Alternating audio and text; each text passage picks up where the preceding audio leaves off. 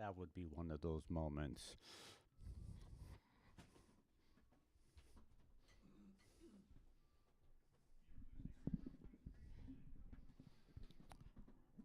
All right, good afternoon, everybody. I want to welcome you back to another week of Fashion Pulse. So, I just want to apologize for 2 weeks ago when we did not air the show. I was not feeling particularly well, and we unfortunately were not able to have the show.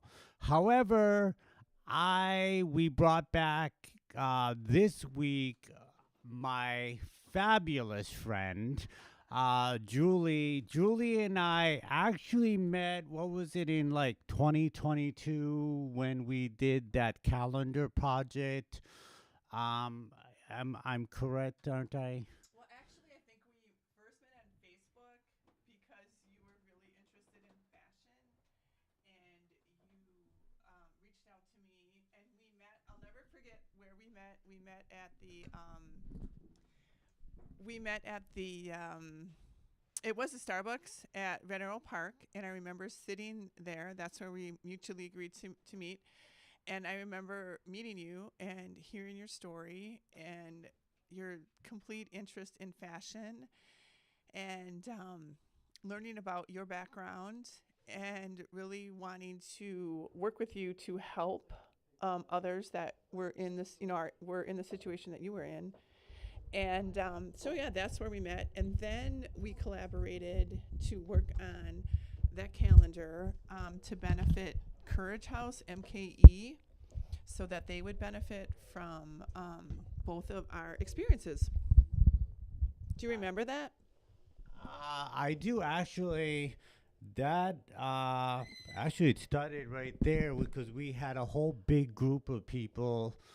I was living in Bayview at the time, and it wheedled down to like five of us, I think, that did the calendar, and it was a phenomenal experience. And then we actually got a after what was it? Got to reconnect this year Yes. uh, at the little coffee. I don't know if you want to call it coffee get together that Milwaukee Fashion Week had, and we actually were, and that was the first time that we had actually talked with each other. We had a very candid conversation about Yes, we several did. things, including this podcast episode, of which after not being able to do the episode last time, I reached out to you again to schedule a Sunday that we would be able to sit down, Yes. and here we are. Yes. Thanks for So, making this happen. oh, hey, I appreciate you coming out because it shows a great deal of support for what we're doing here as a podcast and fashion in general. So,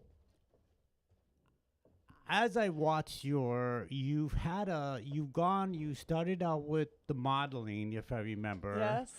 and then you started in the model coaching, Yes. um, and went from there. So why don't how about let's start out. I know quite a bit of your story, and of course you do.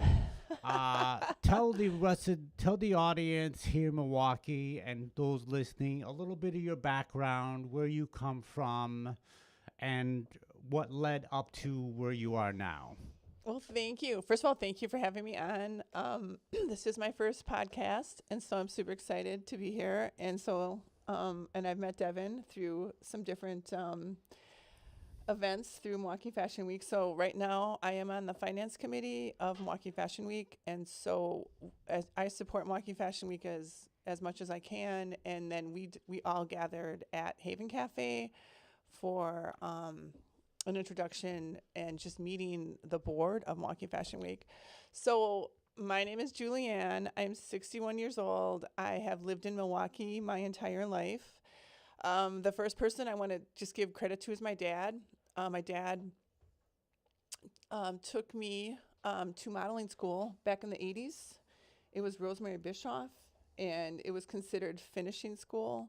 So I have to give my dad credit. He's no longer with us, but he actually invested in me. He invested his time, his energy, and his money in me at Rosemary Bischoff back in the 80s. So he would take me to the modeling class. He would sit and wait for me. I could cry because I think, oh my God, like he just invested in me.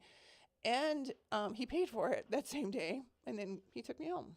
So that's where I got my first fashion influence was Rosemary Bischoff. My one of my instructors was Jennifer Berg. She's no longer with us, but she was my modeling coach at the time, a tall, beautiful, confident woman who always looked fabulous. And Jennifer ended up creating her own agency called Jennifer's Talent. That's no longer here because Jennifer passed. But for me, that was a full circle moment because not only did I go to Rosemary Bischoff as my instructor, but then I I signed with her as an adult. So that was amazing. So Jennifer and my dad were people that invested in me. Back in 2017, I was visiting my brother and my brother's son, my nephew Aaron. He looked amazing, tall, handsome, well groomed, metrosexual. And I'm like, oh my God, Aaron should be a model. And my brother's like, he is. And Aaron was 19 at the time. And I was like, man, if this 19-year-old can be a model, I can be a model now as an adult.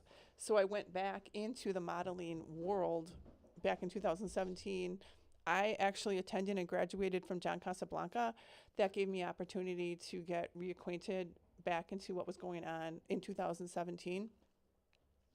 So graduated from there, joined a bunch of Facebook groups, started my modeling journey back as an adult, which I absolutely loved. But the more I did modeling, the more I realized how much I want others to model.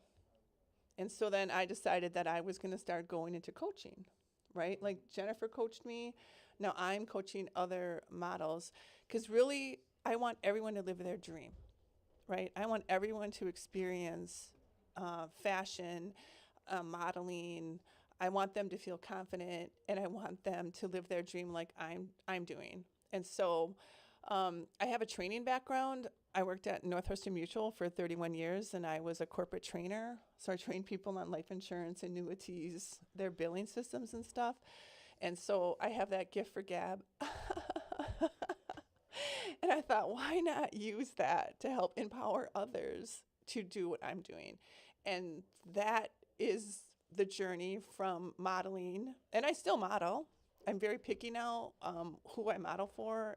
And I'm all about quality content versus quantity.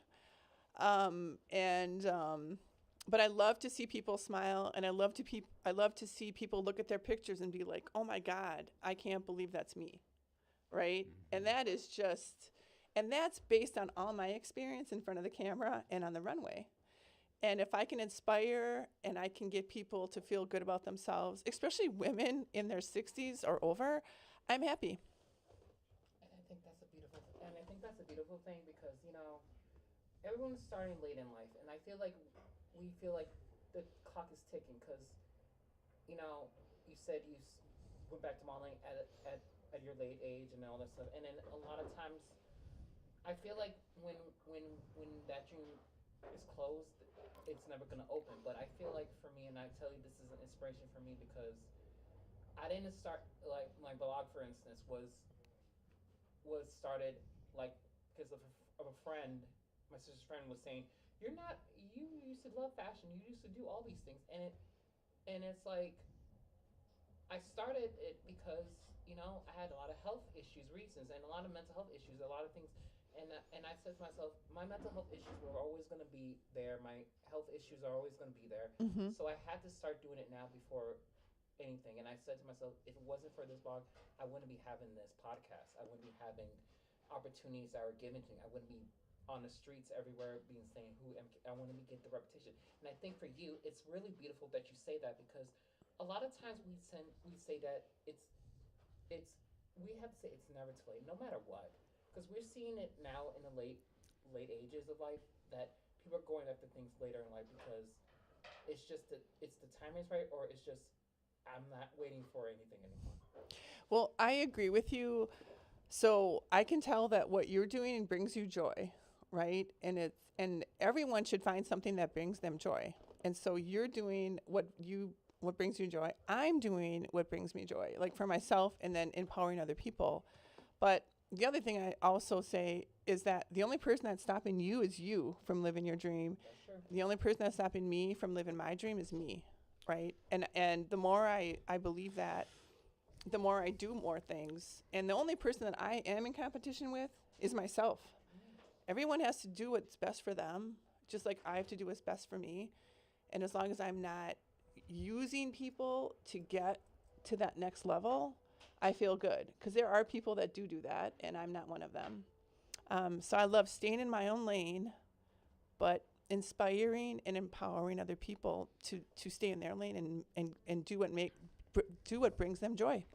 So, with that in mind, as an older model, you have had to face a lot of challenges because Yes. of that.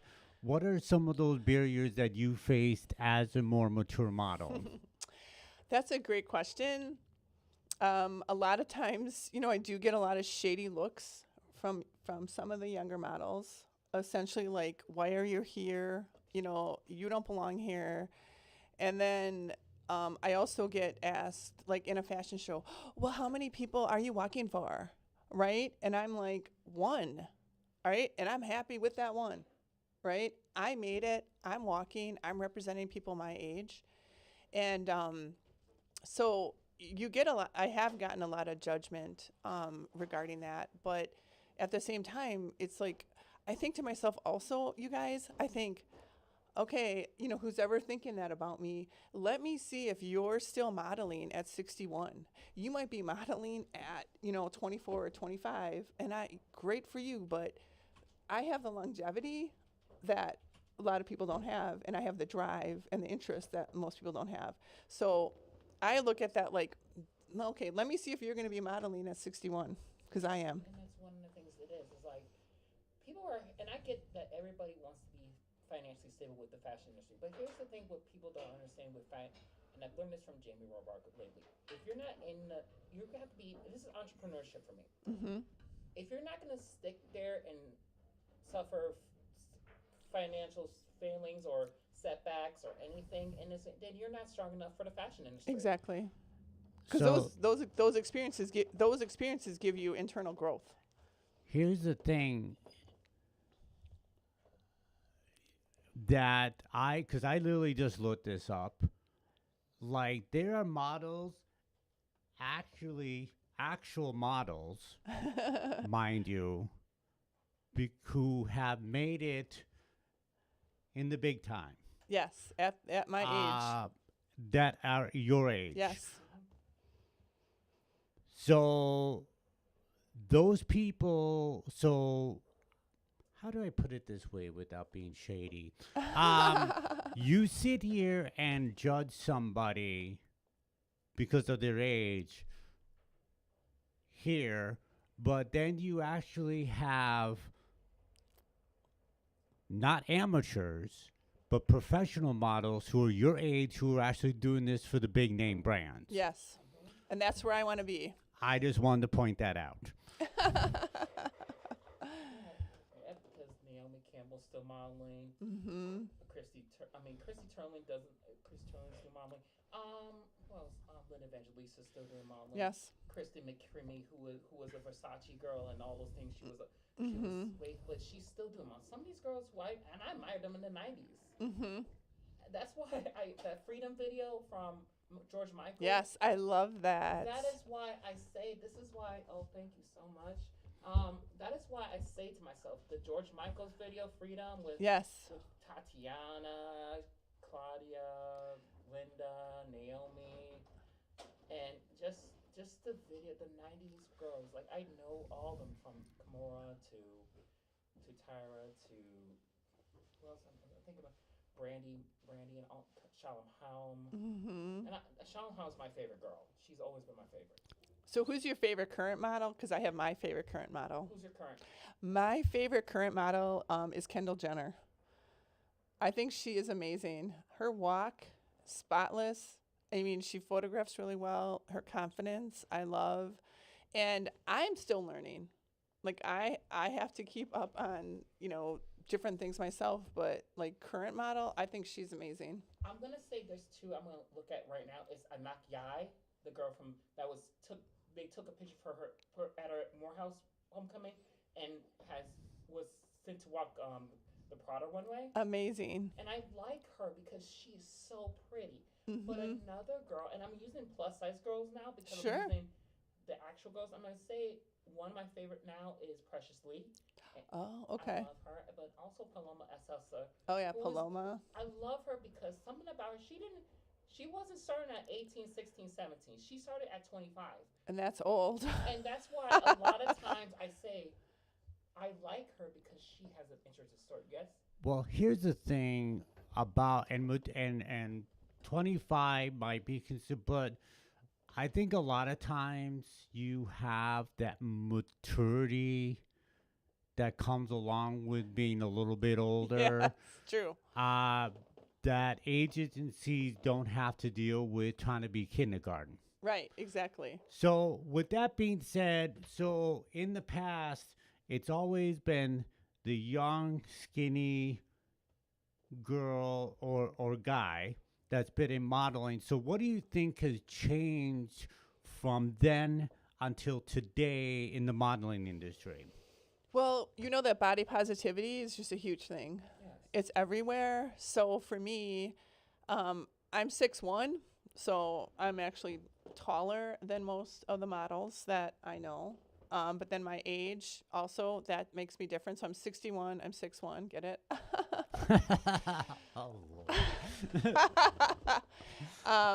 So body positivity is a huge thing, and everybody wants to feel beautiful in their clothes, right? And Almost everybody definitely. wants to feel confident in their clothes. And so the fact that I'm not, would I love to be 135 pounds? Oh, of course. Would that be healthy for me? Probably not. No.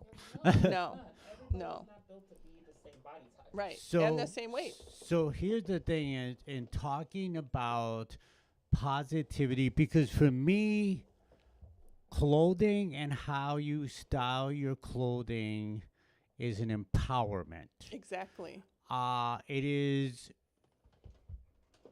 It is how it's not only how, and because who does, what woman doesn't look good in a gown with pearls and a nice pair of heels, by the way, well fitted, Hmm. and walking out and you literally become the center of attention. I've always said that clothing is an expression of you, who you are, I agree. but the way in which you do it and the way in which you style, it not only becomes an empowerment, it also your personal brand. Hmm. Because again, when you walk into a room, it's gonna it every you don't even have to talk. Correct. It Right. says it for you. Yes. I think that most for me, like when I look good and I feel I look good, I feel better, right? I feel like people need to invest in their appearance, and it's a conscious effort. I see a lot of people that don't do that, and I don't judge them. But for me, like when I leave the house, I am a walking brand of who I am as a model. I just think you have to, and this is where I work at a grocery store. I'm a, no lie, I work at a grocery store. I dress like I am a manager there. Like sometimes I'm a bagger at courtesy clerk. I go out and do cards. I pick up things. I do stuff like that. It's boring as fuck, but I still look good as fuck because I feel one of my coworkers said this to me. You know, you dress and look good and smell good all the time. There's people who don't even care about themselves anymore, and it's Hmm. hard because that's why mental illness is comes to play with it. For me, with my mental illness, my struggles and everything, Hmm. it helps me feel good about myself when I deal with more mistakes than other people because I'm neurodivergent, and a lot of times neurotypicals don't understand neurodivergence. And so I have to understand sometimes my best leverage is my fashion sense because Yes. I'm not an organized person. I'm not. I have to accept. I'm not accepting it, but I understand that I'm not. I'm not like everybody else. But I have to find what's going to work for me because I feel like it's coping with the things that go with my. Because I'm not a straight and arrow sometimes. Hmm. But when you take that time and effort to put your outfit together and you leave the house, you just feel better about yourself. And then I feel that you people are like they relate to that, right? Because you're looking put together, Yeah. right? And I feel that's super important. I think COVID kind of took away from that, right? Because a lot of people didn't have to leave the house, and so a lot of people were all comfortable in their, their pajama pants and slippers and whatever. And then some people continue to do that when they like go to the store. And I'm like, if that's Right. fine, that's your choice. But like for me, when I leave the house, like I have to walk my brand and who I am, and I will always take extra effort, to put an outfit together before I leave, and I feel better when I do that. Well, I think too the culture in the United States is much more relaxed Yes, completely. than its European counterpart, I agree. and you can be relaxed. However, there's certain things that are just not appropriate to step outside the house. So So, I do have to agree with you because I was in Croatia last summer and Ireland last summer, and I was so impressed when people left. I could see people in the market going shopping, and they were their hair, their makeup, the women, their dresses and their shoes. You can tell they took an extra effort to leave the house and to be seen in public. And yeah, I mean, when I came back, I was like, man, some of us are just a bunch of slobs. And I'll tell this myself. Sometimes, because I live in South Market, sometimes I have to. I live next door to a grocery store, and well, now I don't, but because it closed. But the thing what it was is like anytime they see me walk around, it's like, "Ooh, you're looking dressy. Ooh, you're looking nice." And sometimes I'm in sweats. I'm in because I'm not, and it's not because I am lazy or rolling out. Oh, so sorry about that. Please don't be mad at me.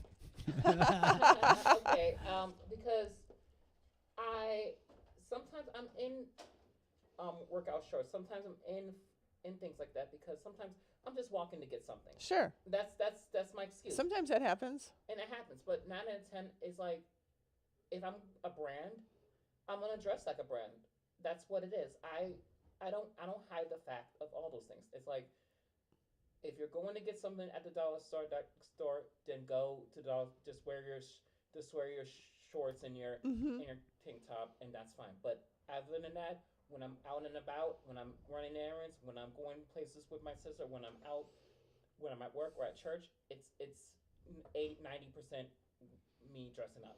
So I'm going to quote something from an old Saturday Night Live episode, and it is with Billy Crystal, and he played like a Ricardo Montalban um, character. If you remember him, he was from what was it? Oh my gosh, I can't think of the show. It'll come to me in a minute. But anyway, his shtick was, "When you look good, you are good." Oh, so Ricardo Montalban was from Fantasy Island, and he had this huge accent, and so Billy Crystal empowered that or engaged that persona. And he's like, "Ooh, you look marvelous," and he would say to people, "When you look good, you are good." And it's like I always say that too. So when someone's like, "Oh, you look really good," I'm like, "Yeah, when you look good, you are good." And that's dating me, but think about it. When you look good, you feel good, and then oh, people most definitely. people pick up on that, right? And it shows that you put some effort into your appearance when you left the house. Well, it shows up in how you walk. Mm-hmm. Your inner self goes, dang, I'm good. I look good. And then Yes, yes, you and you I have feel a good. strut and versus because you took time to put it together. Yes. You well thought out, and it's like I said, it's empowering. Uh, so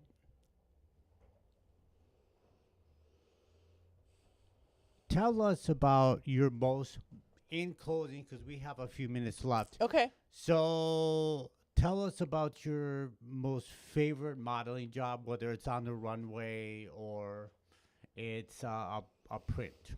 Okay, so my favorite, I mean, I love walking the runway. When I can rock the runway, I do. But I have to tell you the several moments that brought me the most joy, and that is being part of the Walkie Way. And the Walkie Way is a production company in Milwaukee, and we produce our own fashion shows. We produce several of them in Milwaukee, and so not only was I able to coach the models and get them ready, but I was able to host the fashion show. And to me, that brought me so much joy, right? To be able to introduce the models, give a bio about the designer, and then the energy that I felt in that role as host was like through the roof. Like it brought me so much joy. So it essentially was kind of accumulation of all the things that I've done to like get to that point. So I was able to walk in that show myself as a model, but I was able to host it. I was able to do the model coaching, do the choreographing, and then I was not responsible for the model choice. I held a model call. The designers chose those individuals, not me. But that to me was amazing. I love to talk, as you can tell. Don't I mean? And so to be able to have that captive audience and to be able to share that experience and get people to talk and engage and like interview people, I was like, oh my God, I absolutely love that. I have to say that was probably brought me the most joy. Because, runway gives its energy, right? I get into a zone, right? And I love doing it and I'm good at it and I want others to do it. But that hosting my own fashion show was amazing. So thank you for asking me that question. Oh, most definitely. So, with that being said, so where can our listeners find you and follow your work? Well, everything is under my name. I've learned, through branding and a social media manager that everything is at Julie Ann Maday, Maday. So you can find me on Facebook, Julie Ann Maday. You can find me on Instagram, Julie Ann Maday. You can follow the Walkie Way, which is the production company that I'm in. And I have to give credit to Michael Tucker, who I've collaborated with, and then Emily. I can't say her last name, but she's been amazing too. So yeah, you can follow me on Facebook, Instagram, TikTok. I'm on TikTok too. Again, I want to thank you for this opportunity, for being here. You're welcome. You guys are amazing. Thank you. Thanks for investing in me, because you guys are investing in me now, and I have to say thank you for that. I want to hear more about the fashion show once we go off of air. Sure. As a matter of fact, if you want to send me the information to, then we can sit here and share a few things on my Facebook page as well. Okay. Because I definitely want to hear more, because anything that Michael's involved, he's an absolutely phenomenal Yes. photographer. And a great person. And a kind person, in a good heart, Yes. who's promoted a lot of people, and some of it at I know he's done a lot of fashion show photography that I've gotten quite a few of the pictures from the shows. Yes. So I know where I speak of.